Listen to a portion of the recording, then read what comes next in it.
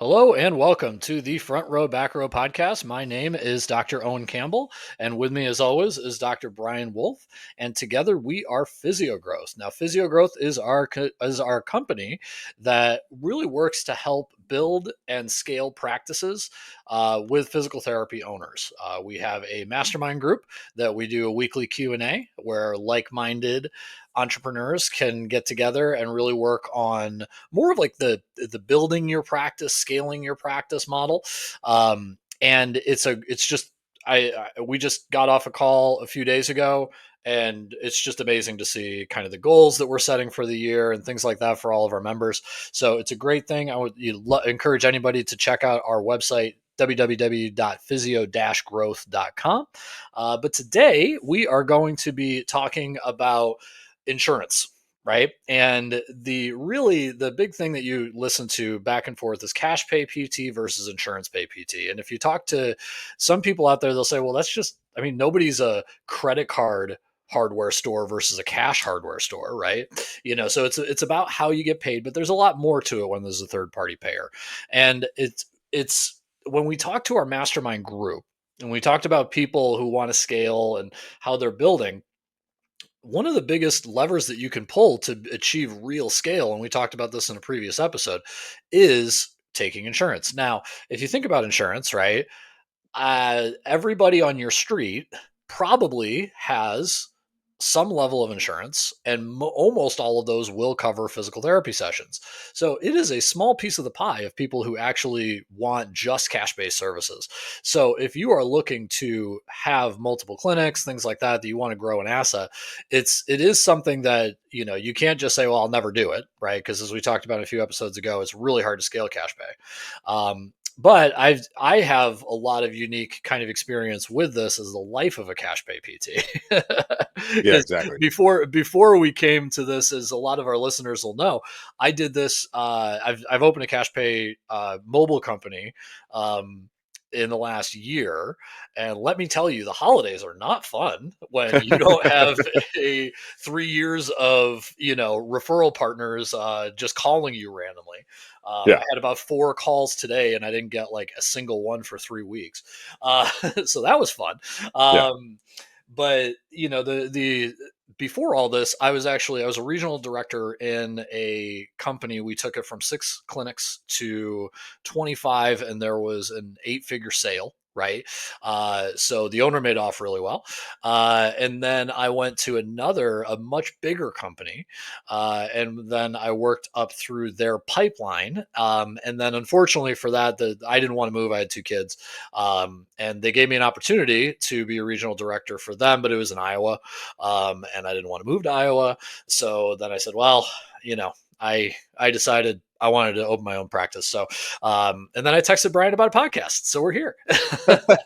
So this is great. So I asked Owen, one of the things that I think happens a lot of times that I've recognized is, we talk about cash-based physical therapy. Well, why do we talk a lot about cash-based physical therapy? If you listen to this podcast, you understand that the biggest reason for why a lot of people start in cash-based physical therapy, it's an easy entry point into the business, right? When you Oh, yeah. think about insurance-based, it becomes trickier. There's a lot more moving parts. There's a lot more, overhead that you need to do that you can't manipulate what you charge. So you got to manipulate the business. There's different pieces to it, right? Yeah. So what I wanted to talk with Owen was about kind of the scaling aspect and some of the myths around insurance and what he saw work really well in his corporate career. Well, let's break that first part down, right? Yeah, let's do Because it. the number one reason I'm a cash pay PT is not because I said, "Oh my God, I have to have cash, and if not, then I'm never going to do it." The joke was always when I was in insurance base, like, "Oh, you're going to go, help rich people with their hangnails," right? Um, but it's because I didn't have any cash. Right. And I don't have to buy a building. Right. Insurance rates are such that you kind of need a space to be able to see people without traveling to them, right? So for someone like me who I came out, let's be honest, we had an air conditioner to pay for. I had some debt. So that's why I jumped into the cash pay space. But, like I said at the intro, if you want to build a big company that can help your whole community, insurance is eventually going to be the way to go. So that kind of brings us to the point of like scaling the business, right? So like Yep. talk us through some of the things that you did when you were working with this company that like you started to really scale the business? Like, how Yeah. did you grow? How did you continue to grow? Like, what were your, was it like more that you were getting more patients and referring? Like, how are you starting those Yeah. new clinics? How are you kicking them off? Because obviously, Yeah. as someone as myself who's opening up new practices, that's something I'd love to talk with. It's like, what would be your checklist as you would do this? There you go. So, yeah, it eventually, I mean, once you've gotten to the point that you're making a couple mil a year, right? You're not as psychotic about the marketing, right? We had a marketing team, which was really nice. Like, we didn't have to go out and do it, but we were encouraged to. So what I did is I would take over a clinic and I would look at the team and I would say, okay, what fits well, what doesn't, right? You know, any team you come into, when you change over leadership, someone's going to love you, someone's going to hate you, right? So I would always look internally because we would be getting marketing flow because it's insurance, right? So people would just Google search and we were up on SEO and all that stuff. So, you know, we would get out of nowhere referrals, right? Yeah, we had to be nice to doctors' offices. I would introduce myself as the new manager of this location, but it wasn't my primary concern. My primary concern was making sure my people were happy, right? And the owner at the time was very much like, just do your thing, make sure, you know, as long as you make me money, I don't care, right? So the way that I saw it was you build up the team because it's a very personal thing, right? Like people have to love coming into your clinic, so that means your people have to love working there, right? So I did a lot on that, right? And we took a clinic that was in the red for 2 quarters straight, and we grew them from three clinicians to like 8 clinicians, and we were making like way more probably. Like they were thinking about doing a second location. Thankfully, they didn't do it, right? Because that area of town wouldn't support it. But we had that and that stayed that way. And then they asked me to they asked me to transition between leaderships because there was one who wasn't really doing great. So again, you focus on the team and then you can build it within because you're not as focused on marketing, right? So you're really focusing on patient outcomes, you're really focusing on happiness of employees, that type of stuff, because you don't have to, as the PT, like run around and market all the time. And then I opened a new clinic, like a de novo is what they call it. And again, same thing, focus on really good results for a few key surgeons, right? Because insurance based surgeons are really big. And this company also didn't spend much on community marketing like I know you guys do with Evolution. But you know, really focusing on that. So I got really well known as somebody who could build a team, keep a team together, low turnover, things like that. So then I was asked to be a regional director of that. So then I was over 6 clinics, and then I was coaching directors on how to retain employees, right? And how to make sure that when someone walked into their clinic, it was like, man, this is an awesome place to work, awesome place to receive PT. And that's, you know, that's what I did for 3 years. And we took a region that was making 2.5 million and we made it make 5 million in 3 years. So those are, you can grow and you can do that. And of course the incentive structure definitely improves when you're making your boss, who really cares about money, more money. For sure, man, for sure. So take me through. So it's cool hearing that is like you basically by growing your reputation, but also retaining employees, which I'm a big Yeah. believer in, right? Is like making employee centric and doing stuff. What are some Yeah. of the things you did that helped you retain employees? Like, what were some of the things that you did that were so key in that you feel like? Well, here's a plug for our physio growth. We have a whole module where all I do is talk about like keeping your team super freaking happy and productive. But so the biggest thing you got to do is you got to know your people and how they communicate, right? So I had the ability to kind of set up these meetings, and I didn't want to do a lot of like, you know, meeting paralysis where all I do is have meetings to justify that I have a job, right? I wanted to make sure that I got to know people, what mattered to them, and my biggest thing was always I need to make sometimes I need to make a decision when you're not in the room, but that decision will affect you. So the more I know you, the more I know what you care about, the better I can represent you when you may not be in the room. And that was always my pitch to my team was that, look, we all know business is a business. We got to make money. If we're not making money, we don't get salaries. It's healthcare in the US, right? But at the same time, we can make this a lot nicer place to work when I know what you want out of this clinic, when I know what you want everything to be. And then I would just be really adaptable, right? Like I would say, okay, you know, maybe I hired 3 chronic pain people in one clinic, right? Well, guess what? We're marketing more to chronic pain doctors because that's what they really want to see, right? maybe I had one where it was two ex-athletes, right? Good. I had to switch and communicate with marketing to make sure that they got more of their people, right? So you have to be really adaptable as a leader, to be able to grow and keep people, right? Because it's about keeping people. Because really, I mean, the way you grow is to keep it. You just have to stack staff on staff, and you can't stack staff on staff if they all leave, right? So like that ability um to do that, because I mean, let's be honest, it was nice that I didn't have to, I could have those meetings and not what I'm doing now where I'm literally running between like you know networking meetings and all this other stuff. But yeah, insurance, well, my insurance life, right, my corporate life let me do that.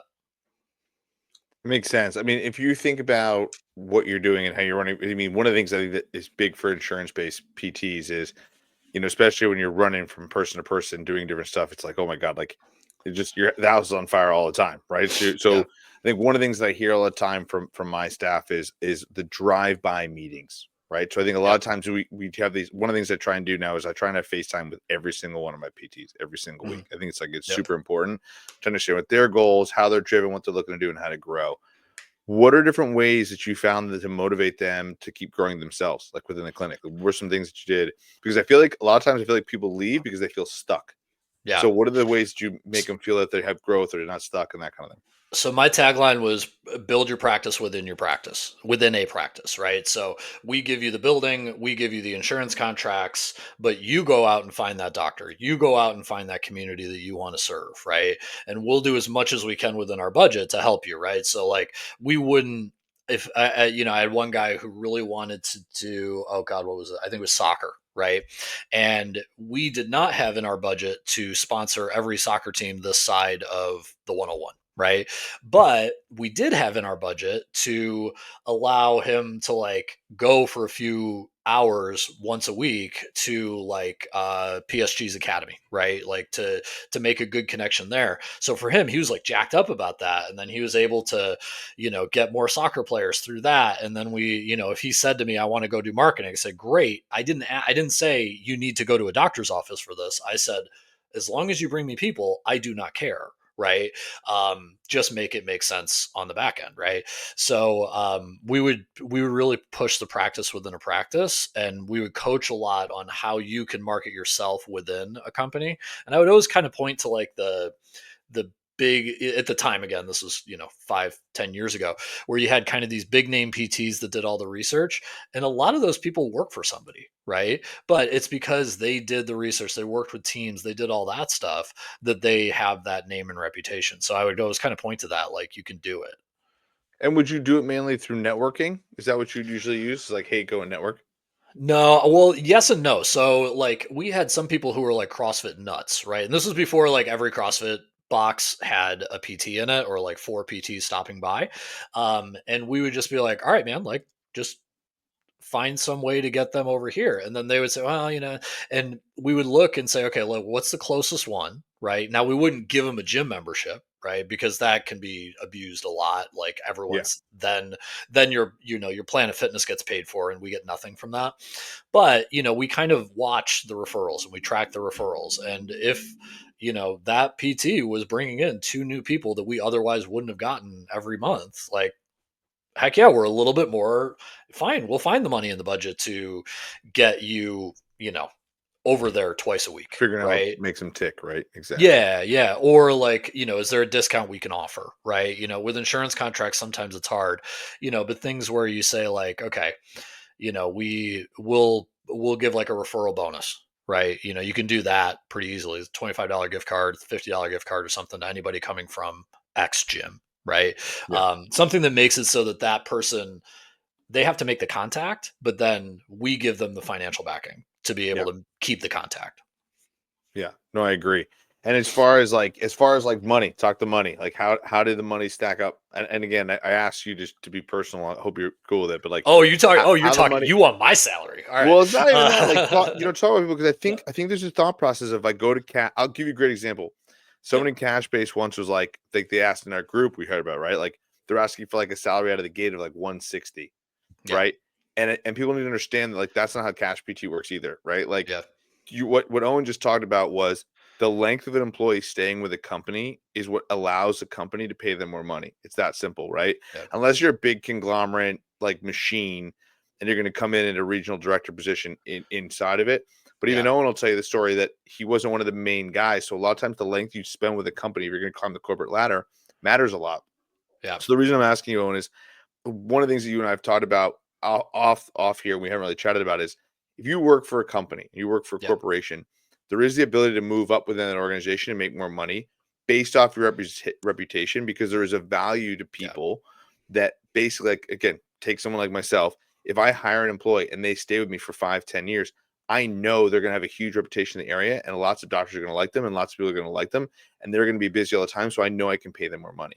Well, And and a lot of therefore, it. if they're kind of going in that capacity, in terms of as they grow, we know we can pay them more and more and more money, and they don't have to start Well, their own business. And so I think this is thought of like, I need to go to this cash based clinic because they'll pay me more. And it's like, cash yeah. pay doesn't mean more. It doesn't at No. all. It does Well, not. because cash pay, they're going to pay market rate. Like, why would you ever pay more than market rate if somebody Yeah, can't get more? Like, why would you ever do that?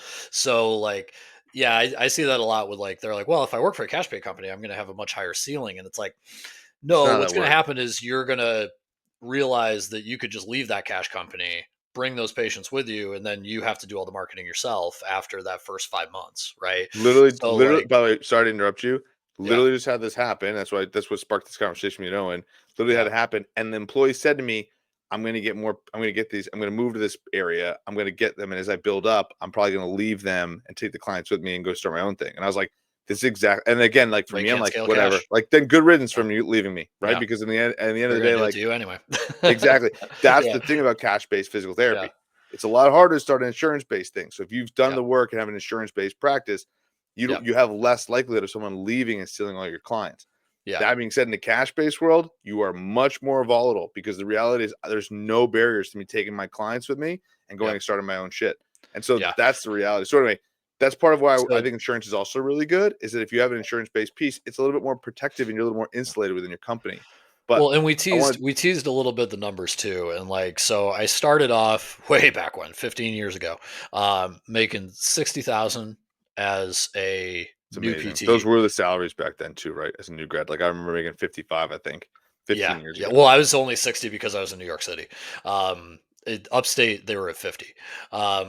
So the but I did that. Then I came 3 years into that. I did that. That was a company that was losing money and about to sell. But I still climbed up. I think I made like 67 as an assistant manager.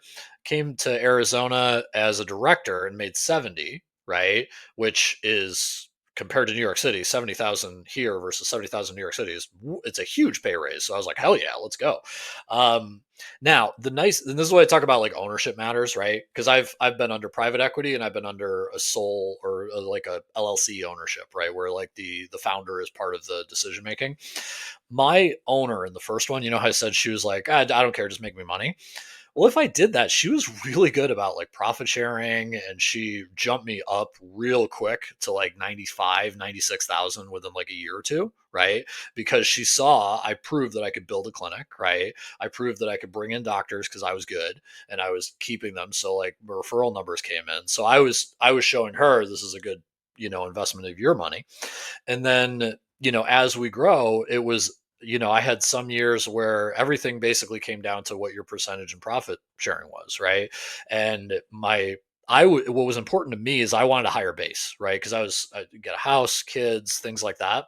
So I said to her, look, I'll take a hit on the profit sharing percentage if you give me a higher base. So then she pushed me up to 105, right? Or sorry, she pushed me up to 100, and then it got like a 3% raise on that. So that was what, year probably 8 of my career, 9. And then from 9 through 12 is when I was the regional. And then that was more lucrative because it was, you got profit sharing based off 6 clinics, right? Um, and then when I left to go to the other company, they just matched it, right? They were just like, yeah, that's fine. Whatever you're at. So I think my last year, I was only a clinic manager, by the way. I was only responsible for one clinic. I was in their pipeline, but I was, truly my numbers were I was only responsible for one clinic. I think I brought home 120 that year. 120,000 that year, or Nice. 115, 120. I can't remember. There's a difference there with one of the bonuses. I think before I left, they didn't pay it out because I was told them I was leaving before the cutoff. But yeah, I mean, I think I was making 120, and the only reason I left, honestly, it wasn't so much, the money was. I'm still searching for that money. But Yeah. the biggest reason I left was mostly because I'm a hard headed a hole, right? Like I did not. I got to the point that I was like, I wanted to. There's 5 or 6 things I wanted to do, and I was not. And I was annoying my wife and like all this stuff, and it just got to the point. I think the HR director looked at me and she's like, "You have a future outside of this company," and I'm like, "Are you firing me?" And she's like, "No, no, no, no, the stuff you're trying to push through with this particular CEO, this is the previous one, not with Athletic, my previous employer. Um, she's like, you might want to start your own company. I'm like, really? Like you just said that to me? She's like, I love you. Bye. Well, and brings up kind of what Owen was saying was a lot of it is, starting your own business isn't about making more money, Yeah. right? It's about wanting to take a direction and grow something in a direction that you can't find elsewhere. Uh huh. But I think that one of the things that you talked about, Owen, is and some mentorship that I would have for other people is if you're interested in finding a business or a company that you can grow within, that you believe in the leadership and what the vision is and how you want to grow, that's a really good business to stay with and Yeah. stay involved. Unless you really are like, I want to be an entrepreneur. I did the same thing. When I started my business, it was because I thought I wanted to spend more time with my kids, and that was going to happen. Business offers you more flexibility Mhm. potentially, but to your point is what Owen's saying is someone grew with me really, really well and built really a long relationship with me. I would pay them more money and give them more flexibility just because I know how much it means to my business to retain them. Well, and that's Right. what I And I mean think with that's what the you're kind when of I talking say about. the ownership. I've been in different ones because the kicker to that is when I went to Athletico, which is private equity owned, all the money decisions were made like at the corporate headquarters and probably by the board, right? Yeah. Um, so like they basically told me on my last year, they're like, we're not paying you anything more. Like, don't care how good you are, what you're bringing in, anything like that. Like, you've topped out. So I said, wait a second. So what you're telling me is there's no other way for me to get more money except for me seeing way more patients. And they're like, yep, that's what makes our numbers work. And I was like, okay, well, this has been fun. Like Yeah. there was, it wasn't the straw, it wasn't the finishing blow, but it was definitely not something that kept me. Yeah. No, it makes sense, man. It makes sense. I mean, I think one of the things that me and Owen are talking about that also happens with mentorship that I think we and then to kind of go and talk about physio growth and what we do as mentors is also talk through the process of what's positive or negative within your organization, right? Mhm. Is it starting your own practice, is it building within the practice and those kind of things? Like there's a lot of opportunity to do this too, what Owen was talking about in entrepreneurship. And one of the reasons why Owen left was because he was capped out and stuck. And a lot of PTs feel stuck at times. But I think there's a lot of difficult and transparent conversations that you can have with owners in practice and private practice in particular, where you can build businesses within the business that can be Mhm. really lucrative. And ultimately that's something that we help you with in physio growth and in our school group. So yeah, check out physio-growth.com and learn more. And I hope you like this episode, a little bit of a zig from a zag from what we usually do. So thanks, Owen. I appreciate you being transparent about that, man. I know this is sharing salaries and the stories is it's like getting naked, so I appreciate Owen doing that. That was Well, awesome. there's much nicer houses down the block from me, so if anyone's gonna rob, it's gonna be down there. Nice. Nice. All right, man. All right, man. I'll see you. See ya.